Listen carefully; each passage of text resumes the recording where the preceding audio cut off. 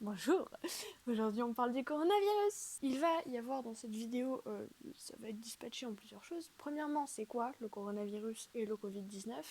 Qu'est-ce que fait le Covid-19 ? Les antibiotiques à fuir, à aimer, tout ça, les mesures dangereuses, enfin ce que vous faut pas faire quoi. Le confinement, comment ça se passe ? Donc premièrement, qu'est-ce que le coronavirus ? Parce que c'est quand même une base à savoir. Alors, le coronavirus, c'est pas juste une maladie. Le coronavirus, c'est une famille de virus. Il y en a beaucoup, et c'est pour ça qu'on dit le Covid-19. Qu'est-ce que le coronavirus ? C'est donc une famille de virus qu'il y a autant chez l'être humain que chez l'animal. Chez l'être humain, il vient avec des problèmes de respiration. Ça peut aller du rhume à des maladies vraiment beaucoup plus graves, comme on le voit actuellement, jusqu'au décès, du coup. C'est une grande famille, donc il y a beaucoup de choses. Par exemple, si vous regardez, je sais pas si sur les vôtres, mais en tout cas sur mon gel hydroalcoolique derrière, je l'ai acheté bien avant la déclaration du coronavirus, mais pourtant derrière il y a déjà marqué coronavirus bovin, parce que c'est une famille et donc il y en avait d'autres. C'est aussi pour ça qu'on dit le nouveau coronavirus, parce que sinon on parle de toute une famille de virus et du coup ça n'a plus aucun sens. Et qu'est-ce que fait du coup le Covid-19 ? Parce qu'on sait que la famille des coronavirus, généralement, c'est des problèmes respiratoires chez les humains et c'est pas très amical. Du coup, le Covid-19, il provoque généralement des fortes fièvres, de la toux, d'autres symptômes, mais généralement, les symptômes plus graves viennent avec le temps. C'est pour ça qu'on met du temps à dire «Ah, toi, t'as le coronavirus», parce que les symptômes, ils mettent du temps à venir. Et actuellement, du Covid-19, environ 80% des personnes guérissent sans aucun médicament, sans avoir besoin de traitement, sans rien. Ce qui est plutôt honorable quand même. Mais il y a quand même beaucoup de malades qui en ont besoin de traitement.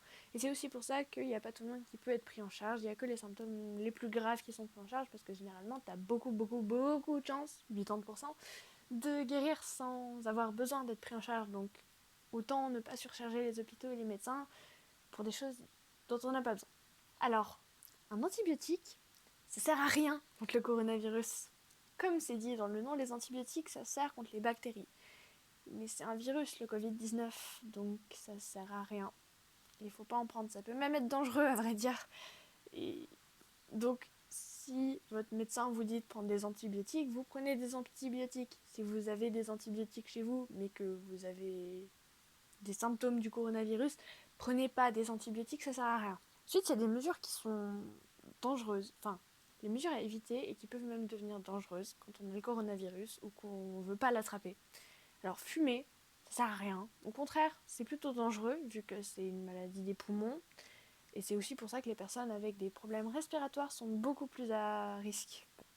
Très génial. Ensuite, il faut pas non plus porter plusieurs masques à la fois. J'ai pas d'explication à cela. Et finalement, prendre des antibiotiques. Comme je l'ai dit, prendre des antibiotiques pour rien, ça sert à rien. Donc, ne les prenez pas. Juste comme ça, prenez rien. Voilà, à la limite, si vous avez mal à la tête, prenez un Dafalgan, mais prenez pas des antibiotiques. Désormais, parlons du confinement, parce que c'est quand même, je pense, un des grands trucs qu'il y a dans ce corona. Donc, le corona, on est en confinement parce que c'est une pandémie. Et une pandémie, c'est meurtrier si on ne prend pas de mesures. Donc actuellement, si on avait continué à vivre notre vie, il y aurait environ beaucoup de fois plus de morts françaises parce qu'elles sont différentes. En Suisse, on n'est pas en confinement total, c'est-à-dire qu'on a tout à fait le droit de sortir de chez nous, on a tout à fait le droit d'aller se balader, il n'y a pas besoin d'autorisation, on s'en fout un peu. On peut sortir comme ça, mais il ne faut pas être plus de 5 à la fois et il faut respecter les mesures de distance, c'est-à-dire 2 mètres entre toutes les personnes. Voilà, s'il y en a 2 qui sont à 2 mètres puis tous les autres qui sont collés, ça sert à rien. Et tandis qu'en France, j'ai dit vous êtes vu que je suis suisse, en confinement total. Ce qui veut dire que vous n'avez pas le droit de sortir de chez vous à part avec une attestation. Et par contre, ce qui est bizarre, c'est que en France, vous avez que 1 mètre de distance entre chaque personne. J'ai pas tout à fait compris le principe. Mais on va dire que vu que vous sortez moins, c'est pas grave si vous êtes plus proche. Vous avez moins de chances de l'avoir. On va dire que c'est pour ça. Donc aussi en Suisse, tourne ma petite feuille réponse. Donc je l'ai dit, les regroupements de plus de 5 personnes sont tout à fait interdits et je précise, c'est dans les lieux publics, les regroupements de 5 personnes. Si chez vous vous êtes 8, chez vous vous êtes 8. C'est pas votre faute. Hein. Et sachez qu'en tant que non-respect des règles, il y en a beaucoup plus que ce que je vous ai dit, mais ça va être long de tous les lister. Je pense que si vous faites partie du commerce, vous connaissez les règles du commerce.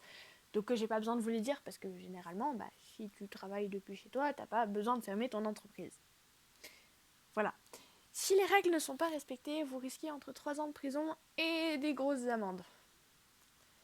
C'est pas tout à fait cool, 3 ans de prison, donc je vous conseille quand même de rester chez vous et de pas trop bouger. En France, je sais que vous avez des amendes, que soit vous les payez tout de suite, soit vous les payez plus tard, mais je crois que si vous les payez plus tard, vos amendes augmentent, de ce que j'ai compris. Ce qui est pas très cool non plus, hein.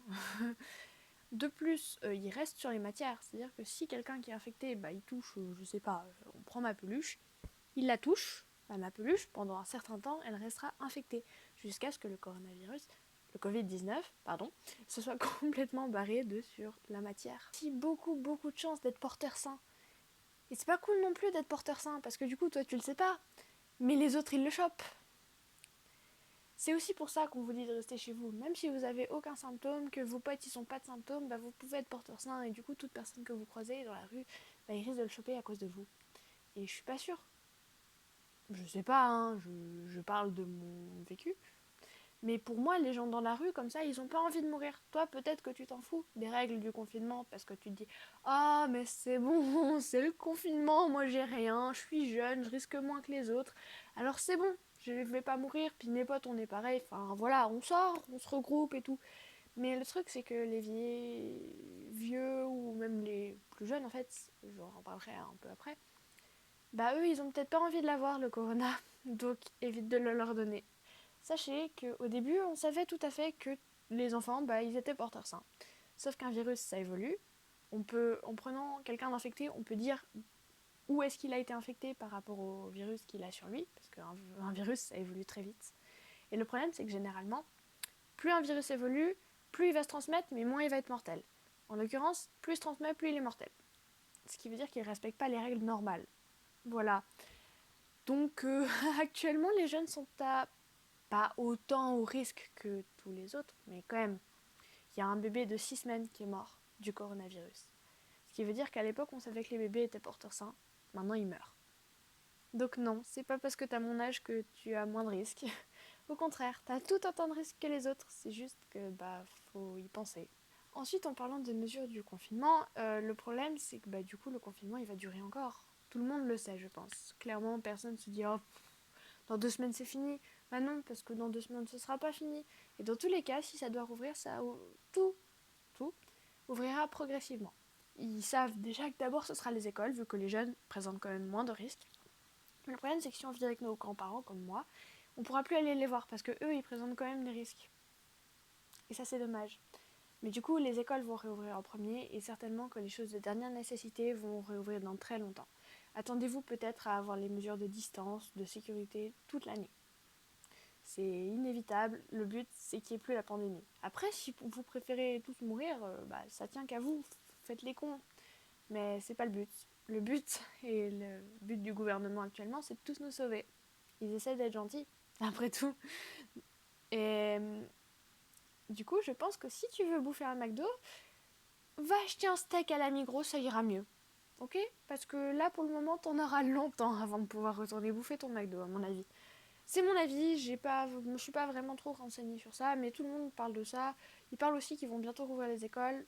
Je sais qu'aux États-Unis, elles sont fermées jusqu'à septembre, je crois. Septembre, août, je sais plus exactement. Ils parlent d'attendre la reprise après les vacances d'été, mais je sais qu'en tout cas en Suisse, pour le moment, la mesure n'a pas été prolongée, donc dans 13 jours, je suis censée reprendre les cours. Sachant que je tourne cette vidéo le 13, je crois. Je crois qu'on est le 13 avril. Donc normalement, je suis censée reprendre les cours dans 13 jours, le 26. Les mesures n'ont pas encore été prolongées, ce serait pas étonnant qu'elles soient prolongées en fait, simplement, vu que ça n'a pas diminué, on n'a même pas encore atteint un point stable, que ce soit en Suisse ou dans les autres pays. Il y a beaucoup de pays qui n'ont pas du tout atteint les points stables. Hein. Et voilà. Bref, c'est la fin de cette vidéo. Voilà, j'avais envie de tourner ça pour vous renseigner vous un peu plus sur ce qu'est le coronavirus, ce qu'est le Covid-19, tout ça. Et parce que c'est quand même important, c'est de notre nature actuelle et le problème c'est qu'il n'y a pas tout le monde qui en parle. J'ai cherché plusieurs vidéos expliquant précisément ce que c'était ou comme ça et j'en ai pas vraiment trouvé, alors je préfère en faire une au cas où. Je parle vite fait de ma chaîne, vu que nous sommes en fin de vidéo. Donc sur ma chaîne, il y aura des vidéos normalement à peu près toutes les semaines. J'essaye d'en poster une par week-end, je sais pas ce que ça fera, comment ça sera. Il y aura des aujourd'hui on parle, comme aujourd'hui. Donc aujourd'hui on a parlé du coronavirus. Il y aura d'autres sujets, si vous voulez proposer des sujets en commentaire, vous pouvez tout à fait. Si vous voulez pas, le faites pas. Vous faites ce que vous voulez. Il y aura aussi des hors-sujets, il y en a déjà 2 de prévus, des hors-sujets, mais le problème c'est que je dois attendre la fin du confinement pour faire les 2 déjà prévus, ou du moins attendre que moi je puisse sortir vraiment de chez moi et voir des gens.